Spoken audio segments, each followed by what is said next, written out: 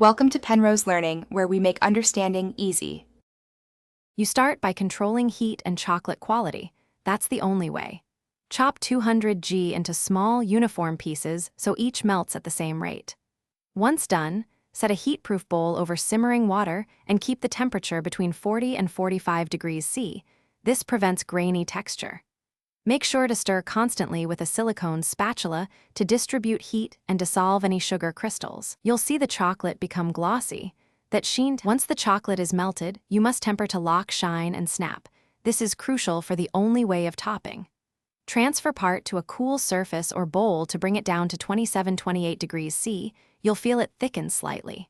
Then warm back to working temp, 31-32 degrees C for dark, 29-30 degrees C for milk, so crystals align. If it's too thick for pouring, add 1 to 2 teaspoons of neutral oil or melted cocoa butter. This thins without dulling gloss. You pour the tempered chocolate from about 10 to 15 cm above the surface to create an even, thin topping that self-levels. This is the only way to get a smooth finish. Spread with a warm offset spatula if needed, then gently tap the tray to release bubbles and set at room temperature away from drafts. If it dulls, streaks, or thickens, reheat briefly to working temp and retemper. If it seizes, melt with a tiny bit of fat and temper again to recover.